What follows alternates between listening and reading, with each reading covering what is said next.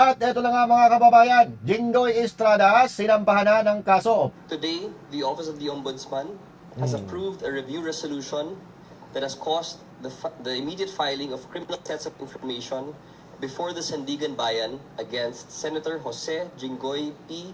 Ejercito Estrada. Pero yung umamin at nagsauli ng pera sa gobyerno na sila Bernardo, abay, absuelto. Former DPWH Undersecretary Roberto R. Bernardo, former NCR Regional Director Gerard P. Opulencia, and former Bulacan 1st District Engineer Henry C. Alcantara have been formally excluded from the criminal sets of information file.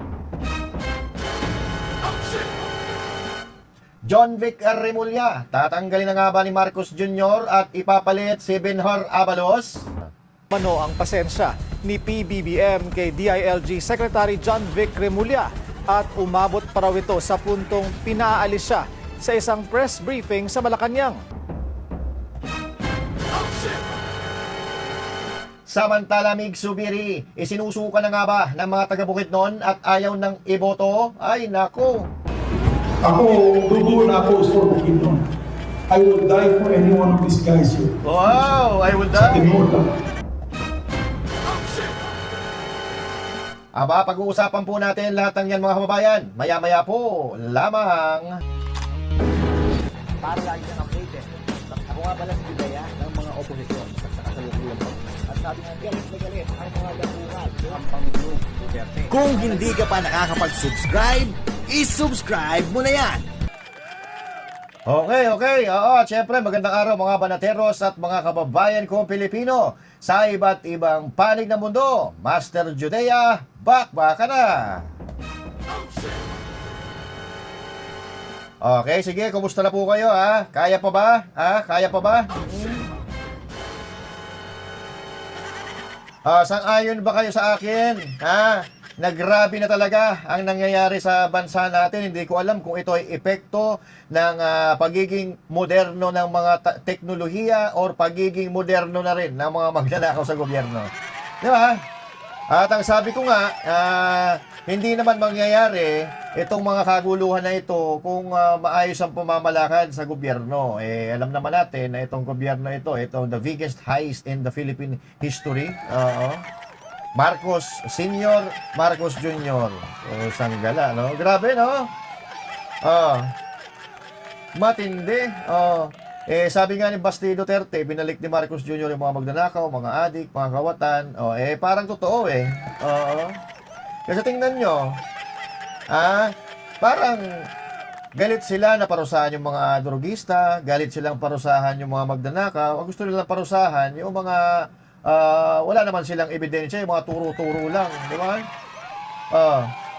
So mantakin mo, yung mga umamin na nagnakaw sila, nagsoli pa nga ng milyon-milyon at bilyon-bilyon pera, ayun, absuelto. Samantalang yung mga tinuro nila, yun ang nakakulong ngayon, at yun ang gusto nilang ipakulong, at yun ang gusto nilang isakripisyo. Diyos ko, oo. Ano na mangyayari sa bansa natin na ito kung tuloy-tuloy ang bendalo? Ang daming drama ng gobyerno. Marcos Jr., ang dami ring drama. Kung ano-ano pang kalokohan para mapagtakpan yung pangangawat sa ating bayan. Kung ano-ano ang palabas nila para lang malinlang ang kapwa Pilipino. At ngayon, mga kababayan, hindi ko alam kung ito ay drama-drama kasi may mga bali-balita daw po na hindi na daw po natutuwa at hindi na nagugustuhan ni Marcos Jr. si John Vic Remulla. Yan pa lumabas sa balita, ha? Sa tingin nyo ba? Sa tingin nyo ba papalitan si John Vic Remulla? Ombudsman yung kapatid niya. Sa tingin nyo, tingin ko malabo Kung mapalitan man si John Vic Remulla, siguro magkakaroon ng kondisyon dahil nga dyan sa kapatid niya, ombudsman, di ba? Pero kayo, kung kayo tatanungin, mapapalitan kaya? At sino kaya ang ipapalit sa kanya? Bago natin pagdiskusyonan yan, pakinggan muna natin yung balita. Okay? Ito. Na.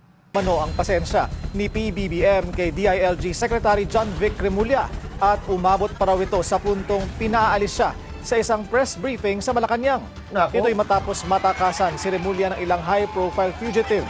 Kabilang dyan si Senator Bato de la Rosa na wanted ng ICC, si Charlie Atong Ang na tinuturong mastermind sa missing Sabongeros case, si former Duterte spokesperson Harry Roque na wanted dahil sa Pogo fiasco at si resigned Congressman Zaldico, isa sa key figures ng flood control scandal. Ayon sa informant ng Billionaire News Channel, kinokonsidera na ng Pangulo na ibalik sa pwesto si dating DILG Chief Benhur Abalos. Pero tila malakas umano ang kapit ni Secretary John Vic sa pwesto dahil sa kapatid niyang si Ombudsman Boying Remulla. Nako po, yan ang problema natin yan ang problema natin. Nauubos na daw ang pasensya ni Marcos Jr. At umabot pa sa punto na pinaalis siya sa Malacanang. Naku po.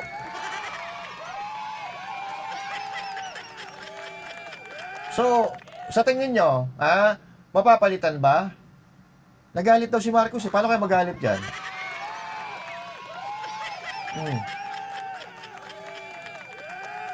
Sa akin, kung magkakaroon man sila ng problema, sa tingin ko, maalis man yan sa pwesto. Kung maalis man, no?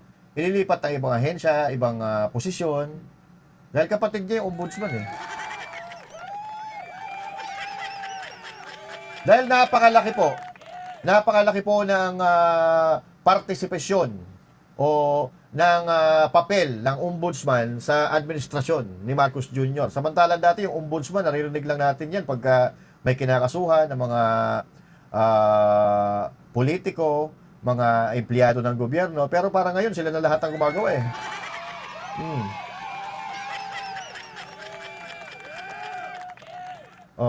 yung sinasabi nga ng iba na purposely ang pagkakalagay dyan kay Remulla talaga on purpose. Kasi naniniwala ako at pati na rin ang ating ibang mga kababayan na maraming alam yung magkapatid na yan sa mga nangyayaring kababalagan dito sa kasalukuyan sa ating bansa. Siguro, magpapakiramdaman muna yan sila, di ba? Kasi alam naman natin, blood is thicker than water. Ika nga, di ba? Kahit nga si Aimee Marcos, no? Si Aimee Marcos, kahit bumibira siya sa kapatid niya, sinasabi niya na mahal pa rin ang kapatid niya at gusto niyang iligtas, di ba? Oo. Kasi nga, blood is thicker than water. Kahit anong mangyari, kapatid pa rin niya yan. Kakampihan pa rin niya yan, kahit anong mangyari. Pero sa tingin natin, sa mga nangyayari ngayon, iba yung pagharap ni Aimee Marcos sa sitwasyon, iba rin yung pagharap ni Boying Remulla sa sitwasyon, di ba? Kasi ang sabi nga ng ng mga kababayan natin, ng mga netizens, at pati mga ibang politiko, ng mga personalidad, na itong si Boying Remulla, kaya nilagay dyan, para eto ang mga nangyayari ngayon, maisakatuparan nila. At isa sa mga possibility, na katulad nga na sinabi ko, ilagay sa ibang posisyon si Abalos or si Remulla, kasi kung tatanggalin si John Vic, sigurado magwawala yung kapatid niya si Boying. Kaya alam nga naman pabayaan niya yung kapatid niya. Alam nga naman hayaan niyang mapahiya yung kapatid niya. Kung mangyayari yan mga kababayan, sila na mag-aaway dyan. At kung mangyayari yan, maganda panoorin yan. Sabi nga ni Mayor Baste, di ba? Hayaan na natin sila magkamali. Kasi yung pagkakamali nila, yun ang gagamitin natin laban sa kanila. At yun din ang sisira sa kanila. Yung pagkakamali nila.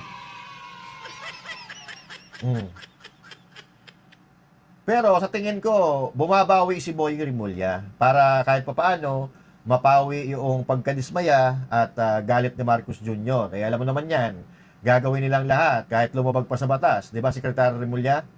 Di ba? Sometimes you have to bend the law to be able to please the people. Mas mataas po ang taong bayan sa batas. Am I right, Secretary Remulla? Yes, sir. Yan ang sinasabi ko Am I right, Secretary Remulla? Umuo naman siya. Wait lang. Nawala tayo sa Oh, ano ba sa na yun? Sometimes you have to bend the law to be able to please the people. Mas mataas po ang taong bayan sa batas. Am I right, Secretary Remulla? Yes, sir. natawa na lang si Tatang eh, no? Bendalo eh, di ba? Oh, eh, di ba, Secretary Remulla? Am I right? Secretary Remulla? Yes, sir. Yan tayo eh. Oh. Asan na yung kaso ni Romualdez? Para nakalimutan na natin yung kaso ni Romualdez, no? Puro kasi kayo kakasuhan, pero wala naman kayong sinasampa. Ha? At ang sabi ni Remulla, yung ikakaso daw kay Martin Romualdez, fraud against National Treasury. So, yung kaso po na yan, malawak kasi yung sakop niyan eh. Yung kaso na yan na fraud against National Treasury. Pero, ang kaso po na yan ay bailable. Unlike mga kababayan, yung plunder na ikinaso kay Jinggoy Estrada, wala pong bail. So, kunyari, hindi nga natin alam kung ito ba'y drama. Kasi, marami tayong nakikita na mga nagpapahayag ng opinion, may mga abogado pa nga na itong kaso daw na ito ay magaan. Yung fraud against National Treasury dahil bailable yan. Bailable from 40,000 to 2 million. 2 million pesos. Bata, sa dami ng mga pera niyan, kahit kasuhan nyo na ng ng 100 counts of fraud against National Treasury, makakabayad yan. Di ba? So, kanina po, maliban sa iba pa, mas nauna pang kinasuhan ng ombudsman si Jinggoy Estrada. Kasi inugda raw. Ayan na, oh. Today, the Office of the Ombudsman has approved a review resolution that has caused the immediate filing of criminal sets of information before the Sandigan Bayan against Senator Jose Jinggoy P. Ejercito Estrada, former DPWH Secretary Manuel M. Bonoan, and several local DPWH engineering officials. Following a rigorous and independent evaluation of the investigation forwarded to us by the NBI DOJ Public Works and Bid Rigging Task Force, our office found probable cause to indict the principal respondents for plunder under Republic Act 7080 and violations of Section 3E of the Anti-Graft and Corrupt Practices Act. Nako. Yan na nga sinasabi ko eh. Plunder. Mukhang talagang tutuluyan nila si Jinggoy Estrada, mga kababayan. At mas nauna pa po na makasuhan si Estrada kaysa dun sa mga tunay na kawatan. Tangina, walang hiya talaga, oh. Ano nang mangyayari sa bansang ito? Yung mga umamin na nagnakaw, nagsolipan ng pera, absuelto. Yung mga tinuro lang nila, katulad ni Ramon Bong Revilla, yun ang kanilang kinakastigo. Saan tayo pupulutin kung yung may mga katungkulan sa gobyerno nga? Kaya nilang abusuin, ikaw pa kaya na ordinaryong Pilipino. Hindi ko naman sinasabi na may kasalanan or walang kasalanan si Jinggoy Estrada, pero ang nakakapagtaka, bakit nauna pa siya? Samantalang, paulit-ulit, narinig natin yung ibang mga pangalan, si Jinggoy Estrada, ilang beses natin narinig yung pangalan niya doon sa mga testigo, mga 2 beses. Pero yung iba dyan, yung mga tunay na mastermind, halos lahat ng mga testigo, narinig natin yung pangalan, pero ngayon hanggang walang kaso. Diba? Nakakaduda yung timing. So ano nangyayari dito? Ano nangyayari dito, Secretary Remulla? Paliwanag mo nga kung ano ba talaga? Sometimes you have to bend the law to be able to please the people. Mas mataas po ang taong bayan sa batas. Am I right, Secretary Remulla? Yes, sir. Kaya naman pala eh. We can bend the law. Di ba? Am I right, Secretary Remulla? Ano to? Ginagamitan na naman ninyo ng mga magic na bendalo. Kaya tingnan nyo si Manong, oh. Puta, napapikit na lang si Manong, eh. Although kasama sa kinasuhan si Bunoan, mga kababayan, at iba pa, pero bakit mas nauna pa si Estrada? Yun ang mas nauna pang nahinog si Estrada kaysa kay Romualdez, ganon? Ano yan, ginamitan yun ng kalboro? Yung kalboro, mga kababayan, yan po yung ginagamit para mabilis mahinog ang mga prutas. Oh. May kaugnayan ba ito diyan sa gulo sa Senado para maagaw ulit nila Soto yung Senado? Kasi pag nakulong, ang mga kinakasuhan nila ngayon, mawawalan ngayon ng power ang kasalukuyang majority. So, hindi makakagalaw ngayon si Cayetano. So, ang totoo, mga kababayan, sinasabi nila, minamadali daw nila Cayetano yung mga pag-amyenda ng mga rules diyan sa Senado. Pero ang totoo, sila po ang nagmamadali, hindi ang Senado. Nagmamadali sila na makulong yung mga kakampi ni Cayetano. Oo. Inuubos na nga sila. Sabi ni Amy Marcos, inuubos na daw sila eh. At ang nakakatawa, yung umami na nagnakaw sila, nagsauli ng pera, na ninakaw nila, biglang malalaman mo na lang na absuelto na. Pero si Bo Revilla, nag-hearing para makapag-bail, putya, walang mapaipakitang ebidensya, hindi pa rin pinapalaya. Hanggang ngayon, nakakulong pa. Diba? So, hindi ko naman sinasabi na walang kasalanan kasi hindi pa naman gumugulong ang hearing siguro. Diba? So, bakit tayo pagpiyansahin? Oh.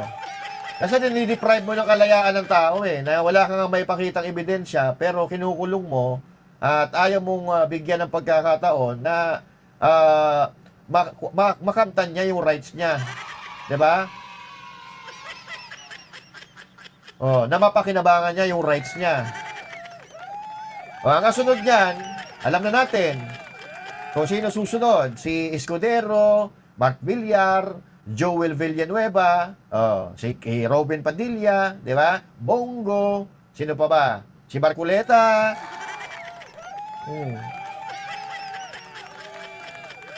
So, isinama po nila si Bunoan para hindi masyado halata. Pero, nasaan ba si Bunoan? Nasa Pilipinas pa ba? At nagtataka tayo kung bakit walang kongresista. Diyan ang nagagaling yung pera sa Congress, di ba? Ano kaya nangyayari? Tanungin natin si Erwin Tulfo The ulit. charges against former DPWH Undersecretary Maria Catalina Cathy E. Cabral are formally dismissed by reason of her passing pursuant to the revised penal code. Meanwhile, former DPWH Undersecretary Roberto R. Bernardo, former NCR Regional Director Gerard P. Opulencia, and former Bulacan 1st District Engineer Henry C. Alcantara have been formally excluded from the criminal sets of information filed. Wala, di ba? Si Cabral, si Opulencia, si Bernardo, si Alcantara, absuelto na.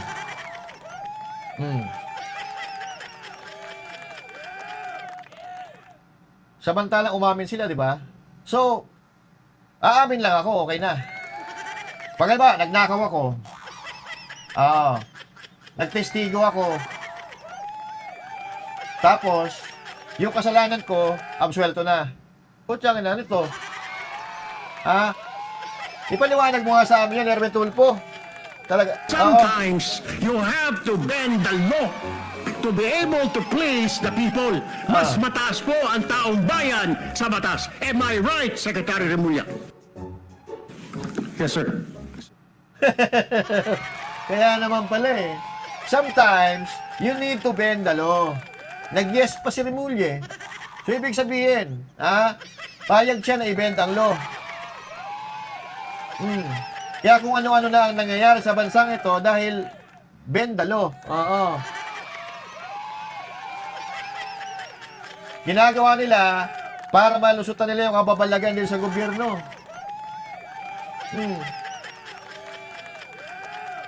So, mukhang sinunod ni Remulla yung sinabi ni Erwin Tulfo Sometimes you need to bend the law to be able to please the people. Lalabagin mo batas para i-please mo yung tao, para magustuhan ka ng tao. Tangin na bobo. Walang hiya to si Erwin Tulfo. Sino ba mga to dyan? Ha? May nagdadrama, may nagbibendalo, may mga nambobola. Tulad ni Mig Subiri, na magaling din mambola, trapong-trapo yung asta. Kasi iba yung sinasabi kaysa sa ginagawa niya. For example, ito, pakinggan nyo. Ayan o. So, I prayed hard and sought for discernment. And I said, it's about time that we make a stand na maibilik natin ang dignidad ng Senado. O, ibalik daw ang dignidad ng Senado, ha? Oo. Ibalik natin ang dignidad ng Senado. This question, sa mamadali, bakit, can be discussed in the actual motion. Can be discussed after the motion whether we should take it out. We take offense that bibigyan niya ng ganyang kulay. It's just like us saying, are you afraid if we have the hearing on the waiver on flood control and mapapanggit ka? Nasaan ang dignidad dyan? Ibalik natin ang dignidad ng Senado. Nasaan ang dignidad? Diba? Nagsasalita yung Senate President tapos bigla kayo mag-walk out. Ha? Nasaan ang dignidad kung kontra kayo na hindi mo kayang ipaglaban sa debatihan, bagkus mag-walk out kayo. Diba? Yan ba sinasabi mong dignidad? Ha? Yan ba sinasabi mong dignidad yung ihinto ang investigasyon sa flood control project? Ha? Sa flood control anomaly? Yan ba ang dignidad na sinasabi mo? Na wala kang nalaman or wala kayong ibinigay na impormasyon doon sa sinasabi yung tapos ng investigasyon ng ICI sa taong bayan, tapos sasabihin mo, ibalik ang dignidad, pukin ang ina mo? Ha? Ibalik ang dignidad? Utang ina ka. Kailangan talaga natin maayos yung imahe ng Senado, ibalik ang dignidad ng Senado, to talaga reboot the image of the Senate. Reboot daw. Boot-boot ni mo. Oo. Boot-boot kang imong lubot. Oo. Walang hiya. Dignidad, dignidad, samantalang ikaw, ang napakagulo mo. Kung ano-ano pinagagawa mo dyan sa Senado. Ayan o.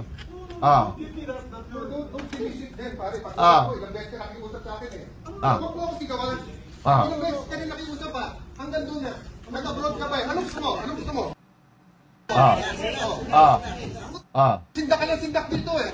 Bakit? Sisigawan mo ako ng pakalam mo. Wala akong pakalam sa pumoto din eh. Internet mo lang iniisip ko eh. Yan. Sabi ko sa'yo? Sabi ko, pare, baka pwede makiusap. This is too important. Ibalik ang dignidad. Pero feeling ni Subiri, siya ang tama. Ano sabi ni Cayetano? Pang sarili lang interes ang iniisip mo. Yan ba yung sinasabi mong dignidad? So, naiintindihan ko ngayon, mga kababayan, kung bakit ayaw niya kay Cayetano. Nagkaroon pala sila talaga ng ganyan ng diskusyon di ba? Nakalimutan natin yan, pero buti nakita ulit natin. Dignidad ng Senado. Balik ka. Kainitan at naghamunan pa sina Senador Antonio Trillanes IV at Senador Juan Miguel Zubiri. Nangyari po yan sa plenaryo kanina. Kinailangan ng umawat na mga kasamahan nila sa Senado matapos magkainitan sina Senador Juan Miguel Zubiri at Antonio Trillanes IV sa plenaryo kanina. Ang nagngingit-ngit na si Zubiri, hinila pa palayo kay Trillanes. Ako hindi ako nagagalit. Di ba? Pati si Trillanes, nakaaway na rin niya. Wala siyang pinipili. Inaaway niya yung matino, inaaway niya yung loko-loko. Tapos sasabihin mo, ibalik ang dignidad ng Senado. Ikaw wala ang dignidad. Loko-loko. Tapos natramahan pa tayo ng ganito. At Antonio Trillanes IV sa plenaryo kanina. Ang nagngingit-ngit na si Zubiri, hinila pa palayo kay Trillanes. Ako hindi ako nagagalit. Kilala niyo ako. Ako pinaka-amiable dito. Mahal ko kayo lahat. Di ba? Siya daw yung pinaka-amiable sa Senado. Siya daw ang pinaka-friendly sa Senado. Langhiya ka? Friendly pero ang daan mong kaaway. Yan pa ang friendly? Lahat ata dyan sa Senado. Gusto mong awayin? Kakampi mo, inaaway mo. Kalaban mo dati, inaaway mo. Tapos sasabihin mo, friendly ka, gago ka ba? Ipinanganak ka bang gago? Sa tingin mo may maniniwala pa sa mga pautot mo? Ayusin mo muna yung salita mo. Magpakatotoo ka muna bago kami maniwala sa'yo. So ito, nagdrama siya. Nagdrama. Ito. Of course, nag-uulo ko. Ipalangga kong katawan sa bukid, no? Ako makipatay ko para sa Bukidnon. Ako, dugo na ako sa Bukidnon. I will die for any one of these guys here. Wow, I will Sa die. Tinola. Kung doon ay mo insulto sa mga taga-Bukidnon, ako muna mag-depensa sa mga taga-Bukidnon. Talangga akong Bukidnon. Talangga akong Mindanao. So, kanang pag-bash. Thank you. Kanang pag-bash nila ka na ako, I think, it hurts me, it pains me. That's it. Di ako sabot ako sila. Ang drama mo, Pero, boy. give me a chance for my province and for my people. I'm willing to die for my people. That's it. Politika lang ni. But at the end, are you willing to die for your people? I'm willing. Kini politika lang ni. Pag after 2028, wala na ni. Limka na nato. Pero ang mga nahimo nato, mahihimo ni Nonoy Joe Subiri, our legendary governor, para sa mga natibo, para sa mga IPs, para sa mga landless, para sa mga kabos, timawa. Ang nahimo sa mga leaders, hindi karoon ang lawa na naglaging sakripisyo para makahatag og sakop kinahinabang sa atong katawan. Tungod sa isa ka adlaw politika, nagdaot na tanan, we forget it. Medyo sakit po sa ako. Nagdadrama, di ba? Pero yung mga nasa likod niya, parang walang gana. Pati yung kapatid niya, katabi niya, walang gana. Nagpapalakpakan yung iba, yung mga kapatid niya, hindi pumapalakpak. Because I'll tell you, to the people of Bukidnon, I love you dearly. Oy, wow! And I'll die for you. Oy, wow! I will die for you. Oy. If need be. Oh. So, I hope that you understand me. Umiyak ka! Ako Umiyak parubahan Ano naman, ninyo, oh? prinsipyo ng yun. Sa atong sa pikas na sa dito sa politika sa Senado. Diyan nila sa Senado. Pero pag-abot sa Bukidnon, I'll sacrifice everything for Ay, wow! everything. And for our leaders. Bahala. I hope that answers it. Sorry medyo ako. Di ba? Walang iya. Sana umiyak ka. Sana umiyak ka para kumpleto ang drama. Alak lang to ako Puta na, walang kwento to Dati gusto i-ban nito no? Gusto nitong parang i-boycott yung mga Chinese product daw. Putang inang to. Tingin mo mabubuhay ang mga Pilipino kung i-boycott mo yung Chinese product? Lahat lang nandito sa Pilipinas, puro China. Lang hiya ka, bagay na bagay sa'yo yung logo dyan sa damit mo na buhaya. Alam mo kung patanga-tanga ka, kaya kayong mga taga-bukid doon, huwag kayong patanga-tanga ha. Kasi kung patanga-tanga ka, madadala ka sa mga drama-drama niya magpapakamatay, para sa mga taga-bukid noon. Magpatuloy ka muna bago ka magpakamatay. Di ba? Hindi mo nga na ipagtanggol yung tatay mo nung binastos ni Marcos Jr. Di ba? Nung eleksyon, iwinasiwas ni Marcos yung kamay ng tatay mo. Kung yung tatay mo, di mo kaya ipagtanggol, paano may pagtatanggol ang bukid nun? Huwag mo nga kami pinaglolo ko, Miggy Boy. Etong si Miggy Boy talaga, nanguto na naman. Etong si Subiri po, last term na nito sa Senado, no? Kaya ngayon, gusto na ulit niya budulin yung mga taga-bukid nun. Babalik na siya sa bukid nun, tapos na siya sa Senado Tapos na yung term na, hindi siya pwedeng tumakbo pero bali-balita natin, tatakbo raw ata ito ng gobernur. Pero, ang gobernur sa Bukidnon, yung katabi niya. Yung cream or white ata yan. Pero tingnan mo, hindi ka tumitingin sa kanya Yan po ang kalaban nila sa Bukidnon. Si O'Neil Roque. Yung katabi niya, pero balang araw, kakalabanin niya bilang gobernur. Kaya baka gano'n ang mangyari. Kasi governor daw tatakbo niya Itong si O'Neil Roque, 2 termino pa lang yan. Pwede pa siyang tumakbo ng isa. So, kakalabanin ba ni Subiri yan? Maliban na lang, kung hindi natatakbong governor yan si O'Neil Roque or magi-giveaway, pwede sila magkasundo. Pero malabo yan. Malabong magsanib puwersa kasi ang kalaban nito ni O'Neil Roque yung kapatid ni Mig Subiri. Si Manoy Subiri. So magkalaban po sila sa politika ng katabi niya. So nang tanong, uubra pa ba si Bigs? Yan sa Bukidnon. Natalo nga siya natalo na sila diyan sa Bukidnon Pati yung kapatid niya tinalo nitong katabi niya 'Di ba? Pero ngayon, tanongin natin yung mga taga Bukidnon. Hindi naman tayo taga Bukidnon. We can say, we can speak for them, di ba? Hindi tayo po pwede magsalita sa mga taga Bukidnon at hindi naman natin alam kung paano mamuno si Mig Zubiri dyan sa Bukidnon. Alam natin kung anong klaseng senador siya, pero hindi natin alam kung anong klaseng local government worker siya. Di ba? So ito, galing mismo sa lokal ng Bukidnon, panoorin natin. Local radio station. Okay, so yan mga kababayan, sa madaling salita ay magpapakamatay daw si Mig Zubiri para sa mga taga Bukidnon. Mahal daw niya ang mga taga Bukidnon. So tingnan po natin kung mahal din siya ng mga taga Bukidnon. Kasi nandito po tayo on your screen, it's 97.7 Radio Sincero of Valencia. This is a local radio station in Valencia City, diyan sa Bukidnon, no?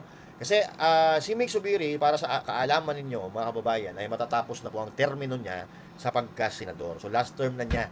Ibig sabihin, he has nothing to lose in the national scene. Okay? Kahit anong gawin niya, wala siyang pakialam kasi hindi naman niya kailangan ng boto ng nasyonal eh.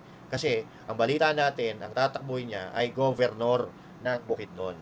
So kaya kanina, nakita natin yung video, nagdadrama siya sa mga taga Bukidnon. Bahal daw niya ang taga Bukidnon, magpapakamatay siya sa mga taga Bukidnon. Pero hindi niya napagtanggol yung tatay niya na binastos ni Marcos Jr. Di ba? Yung hinawi yung kamay. Hinahawak yung eleksyon, yung kamay ng tatay hinahawakan or tinataas ng kamay ni Mig Zubiri, yung kamay ni Bongbong Marcos, pero iwinasiwas ni Bongbong Marcos, di ba? Kung ako yung tatay, kung ako yung anak, nung matandang Zubiri diyan sa Bukidnon, baka iwas-iwas ko yung si BBM, di ba? Kasi nasa lugar kita teritoryo ko, tapos gaganyanin mo ako. Pero si Mig Zubiri, imbes na magalit, kumampi pa for some reason. I don't know what it is, pero kung pinampi pa si Marcos Jr., nakikita naman natin ngayon na nandun siya sa mga kampo na sumusuporta kay Marcos Jr. But anyway, tingnan po natin kung ano ang komento ng mga taga Bukidnon. Mahal ba nila si Migs or galit sila kay Mig Zubiri? So tingnan natin. Hanapin natin ngayon yung video kung saan nagdadrama si Mig Zubiri. Ito po mga babayan yan. Napanood na natin kanina yan, yung pinaka-importante doon sa video niya, sa clips niya. Balik muna tayo, tingnan natin kung mag-emoji muna tayo. Ano gusto nyo? Laugh emoji? Sige.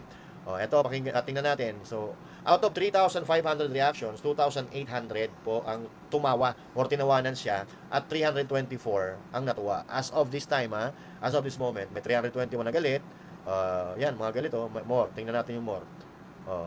May naluha na 21, may embrace na 3, tapos may nagulat na 7. So, sa madaling salita mga kababayan, mas lamang yung tumawa kaysa nagustuhan yung sinabi niya. But anyway, baka naman sa comment, iba yung sinasabi ng mga taga Bukidnon. So tingnan po natin yung comment section. Alright? Comment section. Nasaan ba yung mga comment? Ayan. Sabi ni Shell Atlantic, damage has been done. Kita-kita na lang sa eleksyon. Yan ang sinasabi. Basa tayo dito. Sabi ni Jeric Dago, nangilad na sad. Mga pailangga ko dayon. Sabi ni Daniel Asis Copida, basta ako, wana Zubiri sa election Butaran. It's no for me. Nako, oo, no for me. Sabi ni Clint Jan, no to Zubiri in Bukidnon. Ay, nako po, oo. Sabi naman ito ni Ronnie Villanueva Edicto, alright? Hakog ka og kwarta. Gibaylo nimo ang katawhan sa Bukidnon. Nga dako kaayo natabang ang Duterte. Ay, grabe. Dito tayo, masyado mahaba yung iba. Ngayon na siya pasaylo dahil malapit na 2028. Sabi ni Noel Cagol, the die is cast. Die cast. Die cast daw. Jerry Mahilom Oceanas, lulo ni mo mix, balingbing kang dako. Ay, grabe naman yan. So sabi ni Angel Cortez Mensurado, never again, you have a chance nga paminawon imong katawhan, pero wala ka naminaw na mo imong kagustuhan, imong gituman, selfish. Di ba? So, I think these are all negative comments, no? Let's see. Dongski Banuag, kabalo na bitaw ka halos sa diri sa Bukidnon. Duterte pro nganong nilaban pa man kas mga tao nga mga kawatan. Oy, grabe. Sabi naman ni Pitik ni Uncle Torex, tambaluslos kadako pag uban mo sa imo ng mga bangag basta kami di namubutar panimo solid Duterte ang Bukidnon. Timan ina. Ay, grabe naman, galit na galit sila. Sabi ni Nelson Lastimoso, bot-bot nimo sen tinabangay jud imong ingon ing nanoon tinabangay kag kawat ug kawat kamo huda sa Senado. Grabe. Darwin James Dahinog Melendez na nagpa-press briefing pang maleta base na iapod-apod na niya tanan na abstain sa Bukidnon. Oy, grabe naman yan. So meaning mga kababayan, so I don't know sa mga kababayan natin dyan na Bisaya, you can translate it, yung mga sinasabi ng mga kababayan natin na mga Bisaya, kasi naiintindihan natin, pero yung mga kababayan natin iba, baka hindi maintindihan. So now, it's up to you to translate it kung ano mga sinasabi dyan. And once again, this is 97.7 Radio Sincero, Valencia, Bukidnon. And these are the opinions and reactions of our kababayan in Bukidnon na sa tingin natin ay talaga namang ayaw kay Mig Zubiri. Okay, these are all Bisayan. So, we know that the listeners and watchers or viewers of this local radio stations is from Bukidnon, di ba? Not unless sasadyain, kasi ito inalam ko pa to yung mga radio stations sa Bukidnon, naghanap ako ng video kung saan nagsasalita si Mix, and then we found this, no? So, mga kababayan dyan sa Bukidnon, ano sa tingin nyo? Ha? Ang mga Zubiri ba dyan ay magagaling, maraming naitulong sa mga taga Bukidnon, o wala? Now, nakita naman natin, galit na galit yung mga tao, kung sa tingin nyo na wala, palitan nyo na. But, maging matalino tayo sa susunod na eleksyon. Boto natin, yung hindi natin pagsisisihan. Kasi ito, mga Zubiri, napakatagal na ata nito sa Bukidnon. Then, it's really up to you. Kayo ang huhusga dyan sa Bukidnon. But one thing, na gusto kong sabihin sa inyo, maging matalino kayo. Okay? Na dapat, ang lahat ng lugar sa Pilipinas, lahat ng probinsya sa Pilipinas, dapat umaangat. Di ba? Umaangat, nakakatulong sa mga tao dyan sa lugar na yan, napapagaan ang buhay ng mga tao sa mga lugar na yan. Kung hindi naman nila napapagaan, hindi palitan nyo na. Ganun lang naman kadali yan. So sa Bukidnon, sa mga kababayan natin dyan, you have a right to vote a good leader, a leader who's makakatulong or may talagang pagmamahal sa mga nasasakupan, hindi yung mahal lang yung kanilang sariling karera at yung kanilang bulsa at kapangyarihan. So, it's really up to you. Vote wisely. Pero hindi siya wisely, Vote. Mag-vote. Matalinuhan nyo ang pagboto kung meron pa mangyayari eleksyon dyan. Huwag kayong boboto na palipad-lipad. Yung mga butterfly politicians, mga trap politicians na kung saan pumupunta sila lagi doon sa meron silang mapapakinabangan. Oo. Di ba? Pero, wala naman silang ginagawa para sa kanilang nasasakupan. Di kalimutan nyo na yan. Palitan nyo na yan kung sakasakali. Alright? Thank you. At ayun na nga mga babayan, At habang pinapanood natin, habang pinapanood natin yung video, nagbabrowse tayo, at doon sa mga comments, nakita natin na binabanggit yung pangalan na si Onil, Onil Roque, na mas maayos daw, mas pogi, mas guwapo kaysa kay Zubiri. Yun daw ang gusto nila. So, malamang at sa alamang, ayaw na ata nila sa mga Zubiri. Pero, again, mga taga Bukidnon pa rin naman ang magdedesisyon dyan. Kasi, kung pag-uusapan natin ang pagiging senador ni Mig Zubiri, wala. Trapo-trapo talaga. Kasi, hindi natin malaman kung saan siya kakampi, hindi natin malaman kung ano talaga ang paninindigan niya. Sinasabi niyang siya ang friendly, pero ang dami niya nakaaway. Diba? Oo. Tapos, nag-walk out pa, imbis na pagdebatehan na nila kung ano yung saloobin nila, mag-walk out pa, di ba? So, yan po ang sinasabing, yan ba ang tinatawag niyan, dignidad, na ibalik daw ang dignidad ng Senado, di ba? Paano mo ibabalik, ang dignidad ng Senado kung ikaw ang nagpapasimula ng gulo, di ba? So, yan, mga kabayan, kung meron po kayo na opinion o reaksyon sa napag-uusapan natin ngayon, abay, sulat nyo dyan sa comment section. Pag-uusapan po natin yan sa susunod na panahon, So, magkita-kita po tayo muli sa susunod na vlog. And once again, this is Master Judaez, and thank you. God bless you all, and to God be the glory. Magandang araw po sa inyo lahat. Banateros ay kami, walang iba. Banateros hanggang sa huli naming hininga. Yan ang Banateros, walang inuurungan. Pag tama palakpakan, pag mali ay babanatan. Yan ang Banateros, boses ng ordinaryo Pilipino. Banateros ay walang makakaawan. Para lagi kang updated. Ako nga pala si Bidaya ng mga oposisyon sa kasalukuyan ko. At sabi nga, galit na galit ang mga dapungan ng Pangulong Duterte. Kung hindi ka pa nakakapag-subscribe, isubscribe mo na yan.